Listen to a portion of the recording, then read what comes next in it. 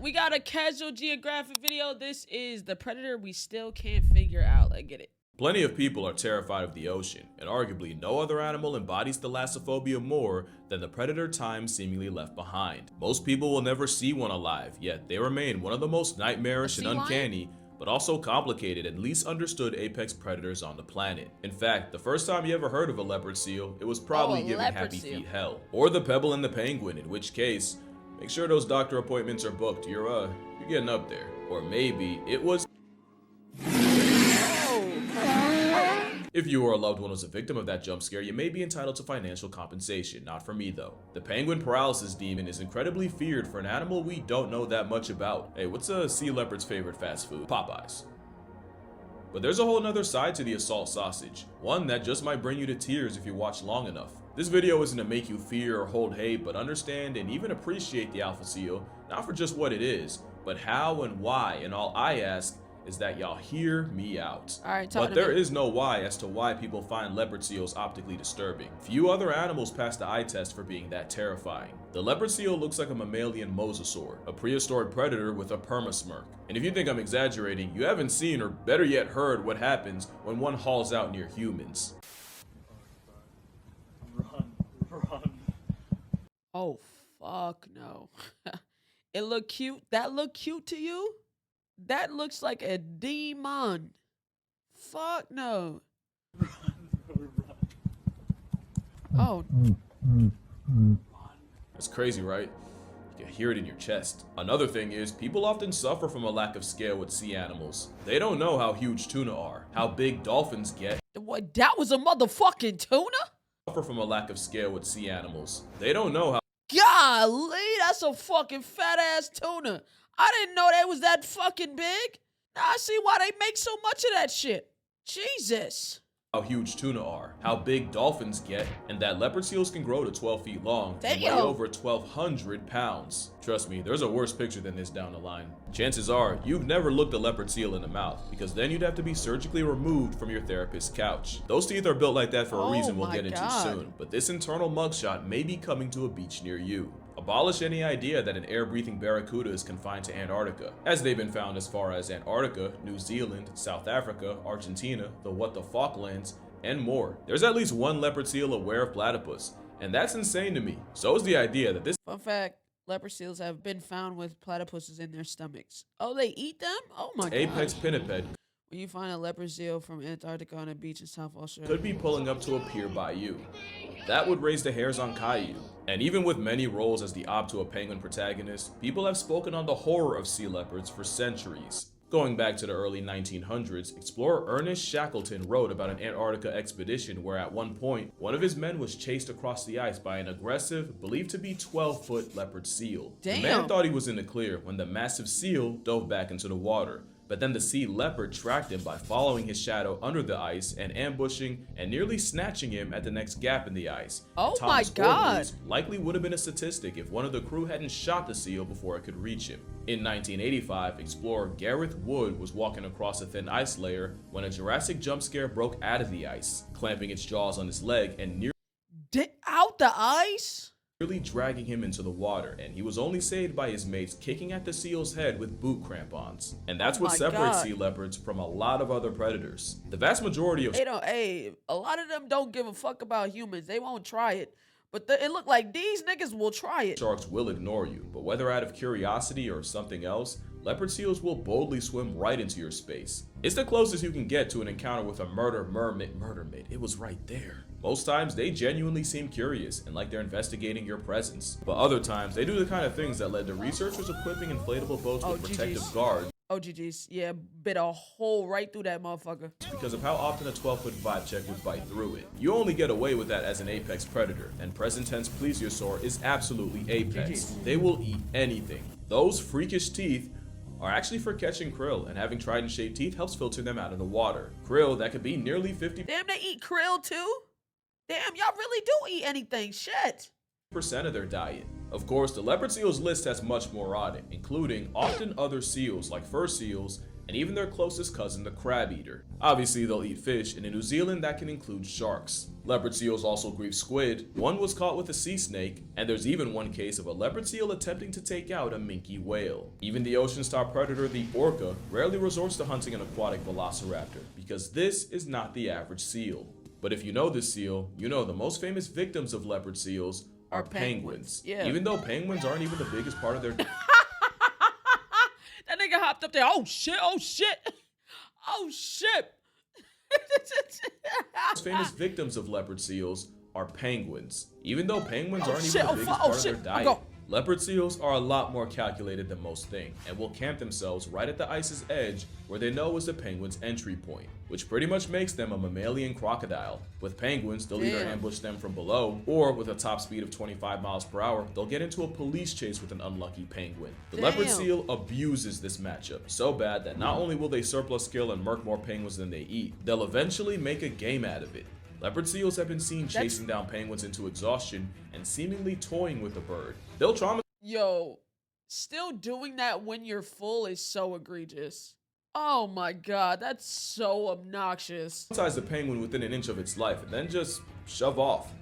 Like it was a sick joke. It's just a prank, bro. Yeah, get the fuck out of here. But it's when leopard seals aren't playing that things get R-rated, and it all goes back to those teeth. Those teeth could maul a grizzlies and gives them a demon's headshot, but they lack the shearing teeth carnivores need to slice prey, and that's why you see them body birds by slamming and suplexing them against the water. A leopard seal will thrash a penguin until it genuinely gets degloved, and the penguin skinned and flayed every possible way gets eaten. So with all that, Stevie Wonder could see how the king seal of the South got its bad rep, but wild sea leopards do have one thing that not even killer whales do, and that's a human body. There's only one case in recorded human history of a leopard seal killing a person, but it's also one of the most brutal animal attack stories I've ever shared on this channel, so for obvious reasons, viewer discretion. Oh shit. Discretion is advised. Kirsty Brown was a 28-year-old marine biologist for the British Antarctic Survey, and on July 22, 2003, she and a buddy were snorkeling near Rothera Research Station. They were studying the impact of iceberg scouring on the environment when the leopard seal studying Kirsty violently made an impact on her. At this point, nobody had ever lost their life to a sea leopard, but there were documented instances of aggression, and as a rule, nobody was allowed in the water if a leopard seal was spotted. The problem was, no one saw this leopard seal until Kirsty screamed and disappeared, only to resurface with her head in the seal's jaws. From there, oh, you moving like that? Oh my god. The normally sized seal would drag her deep underwater, release her long enough to just almost resurface, just to grab and drown her again, all while mauling her with bone-crushing bites. Eventually, Kirsty and the seal disappeared, and the last time her dive buddy saw her alive, she was 20 feet underwater, desperately fighting to break free, while the apex seal held her by a fin. Eventually, the seal resurfaced, over a half-mile from where they were last seen, and after bashing the predator in the head with a shovel, the rescue crew fended the seal off and finally pulled Kirsty into the boat. Tragically, as you can tell, despite several CPR attempts, Kirsty Brown would be pronounced dead right there. Kirsty's body was recovered with over 40 bite wounds, and her dive computer revealed something arguably worse. During the 10 minutes of hell, the leopard seal had dragged Kirsty to a maximum depth of 70 meters. That's 230 feet. But personally, the most disturbing part was Kirsty was already an exceptionally small human at 5'1", 120 pounds, and eyewitnesses said this was an exceptionally massive seal, estimated to have been 4.5 meters, that's nearly 15 feet long, and well over 1,300 pounds. GG, she never stood a chance. Oh my god.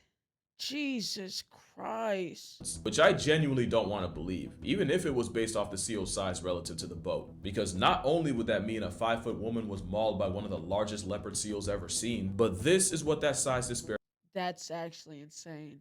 would have looked like. There's no f***ing way. And since no one ever asked the leopard seal why, the most popular theory is that her size, black dry suit, and fins caused the colossal carnivore to think it was a penguin. clock Kirsty as a penguin or fur seal. And in all her struggling, flailing, and failing to get away, all Kirsty managed was to act like prey. Which sounds wild victim blaming, and I swear I'm not. There's a reason there's no jokes in this section. This was genuinely one of the worst animal-related deaths I've read about. Imagine being mauled by a bear, but also while being waterboarded. Yeah, it's one thing to be chewed on, But it's also one thing for it to happen while it's also drowning you. This is why, hey, bruh, unless I'm in a motherfucking big ass boat, you not gonna see me in the water.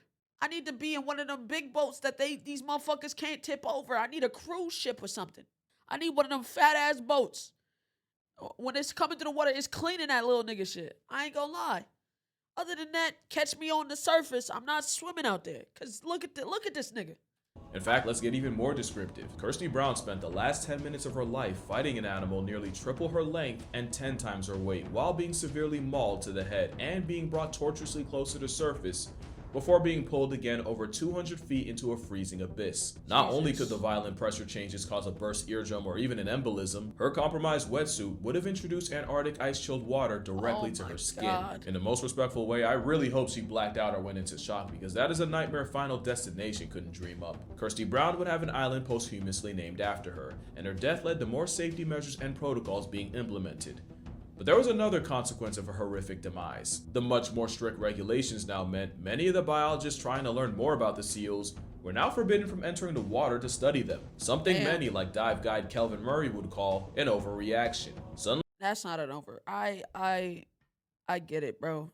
Study that motherfucker while it's on the ice. Do not study that motherfucker while it's in the water. Cause hey, in the water, you in its territory now, nigga.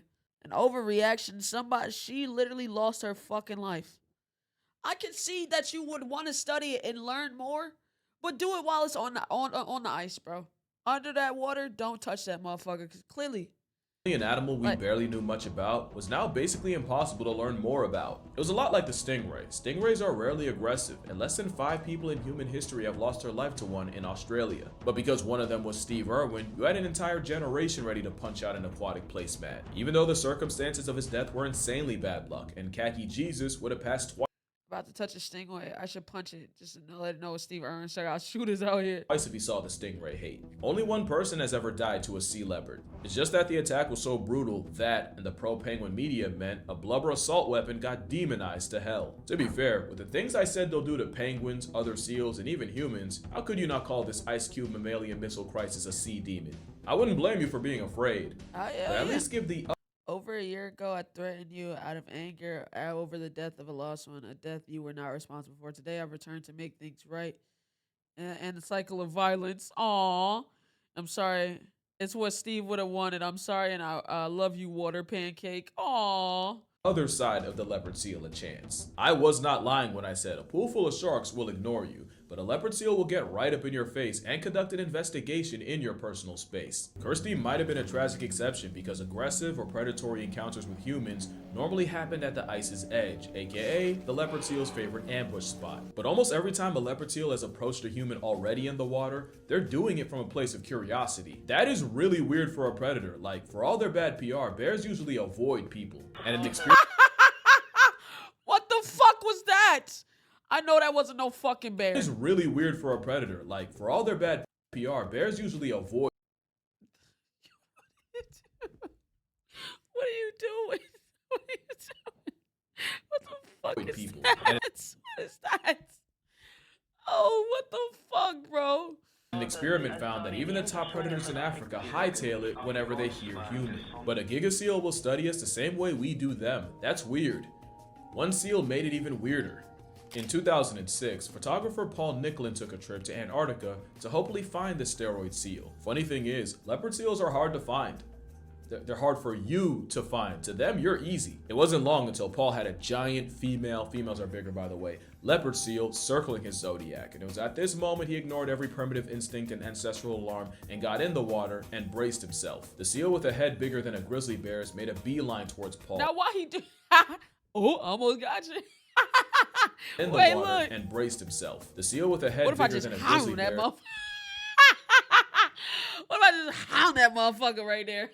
Ancestral alarm and got in the water and braced himself. The seal with a head bigger than a grizzly bear. I'm just joking, bro. I'm joking. Right when Paul feared the worst and held up his camera as a feeble defense, the she leopard stopped and just sized him up. Right, I could have got you, bro. Stay calm and hold your ground. A leopard seal will go from possibly aggressive to curious, and she even got close enough to study her reflection in his camera. It's like her internal monologue was saying, "Wait, you're not afraid.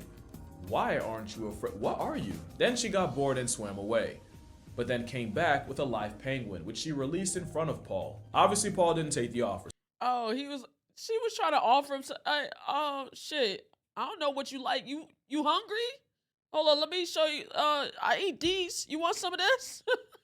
No, we don't want none of So that. the predator got another penguin, and then another one. And for the next 4 days, the same species that had mauled a woman to death would now be waiting to greet Paul whenever he entered the water in an attempt to feed him. I want y'all to really understand what was happening here. This she-leopard was going out and tiring penguins and bringing them to Paul. And when Paul didn't eat, she'd bring increasingly lower HP penguins. She'd bring beat up, barely alive penguins, half-eaten penguins. At one point, Paul had 5 past tense penguins floating around his head. Oh Paul my would even God. swear that the leopard seal seemed genuinely disappointed with his lack of effort. Correct me if I'm wrong, but I can only think of one other time you had a wild predator straight up offering food to a person, and it was killer whales. And at least orcas have a history of hunting alongside people. We're not talking about a trained animal or one habituated to. She's like, you sorry.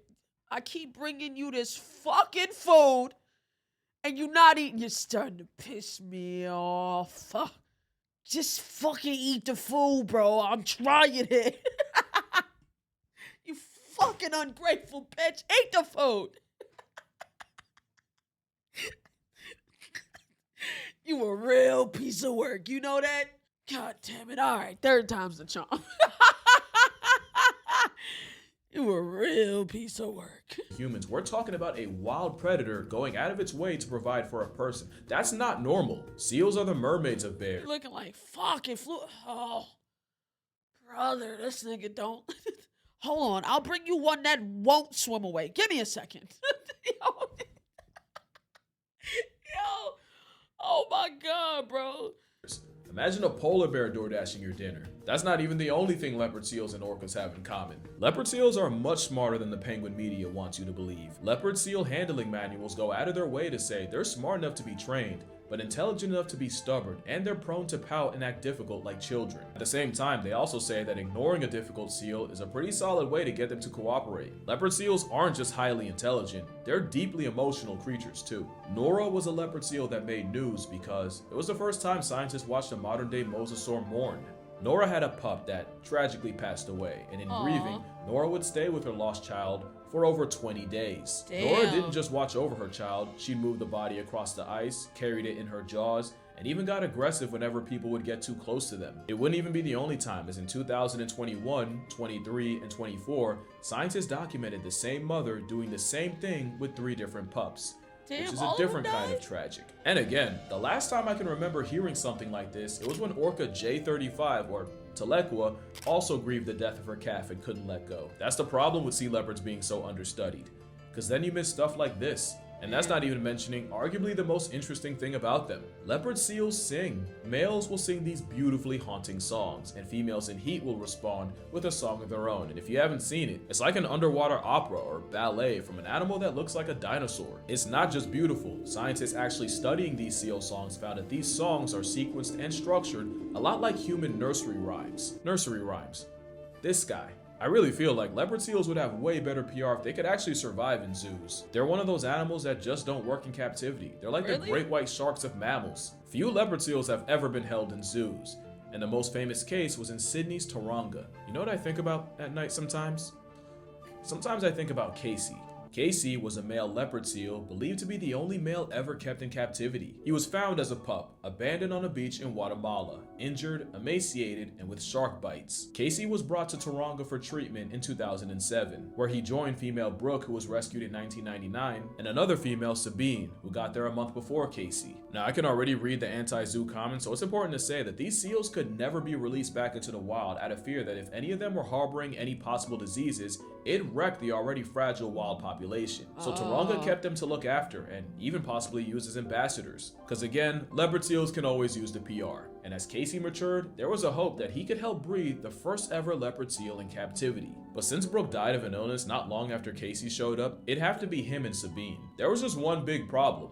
Male leopard seals sing for females, and as a seal found as a pup, Casey never learned his song. Taronga staff would play the recordings of adult leopard seal songs in hopes that Casey would find his. They even played saxophone for him. I'm not exactly sure why, but Casey wasn't above it. He genuinely seemed interested, so if he likes it, I love it. Tragically, Sabine would also be lost to an illness before Casey had the chance to court her. And as Casey finally did learn his song, he also died in 2014 after struggling with a prolonged sickness and mercifully being euthanized. That's how Casey's story ended.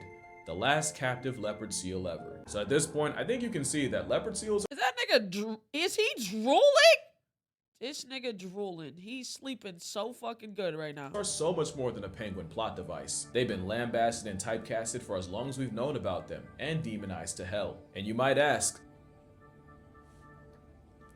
is that not what I was doing in the first half of this video? And honestly, I've been wanting to talk about that for a while. Skip to here if you don't want to hear the yap, but the biggest criticism I hear about myself is that I demonize animals, I spread misinformation to demonize them, and even that I've had a direct consequence on the conservation of those animals. What are you and not a positive one. And honestly, whenever I would see that about myself, I get I'm not gonna lie, I get defensive and kind of hurt, because I feel like I'm always saying you can't moral scale an animal, that you can't judge or you can't put a morality microscope. He says it all the time.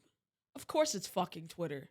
Twitter doesn't allow nobody to have nothing good ever. They always want to like, get the fuck out of here, bro. On a wild animal. A zebra that has to weave crocs, cats, and a predatory laugh track don't give two stripes about being a good person. And then I feel like I try to make the separation between, you know, these are the facts that I find interesting, and this is the casual comedic characterization of those animals. But yeah, some corners of Twitter do not like me, especially with the dolphin thing, and I don't even have Twitter. I really just wish more people actually watch this video all the way through, or at least at the 9:40 mark, because I feel like I touch on a— Thanks for making it even harder to get funding. What the Yes, and I found it, like, as mentioned, wait. Thanks for making it even harder to get funding for whale research. Are you unqualified? Bad enough that they killed a marine mammal, but no surprise with this unsatisfied clickbait slop. Maybe consult someone in the field next time. What? Specifically, yeah, I found it lacking. You failed to mention that Tio was excessively abused and drowned by tourists. Mention Tio at point 12, the male sea otter at 10:10. Mention the issue. Yeah, so you didn't. You clearly didn't watch it. How are you going to list out things that he didn't talk about, and he talks about it after the 9:40 mark?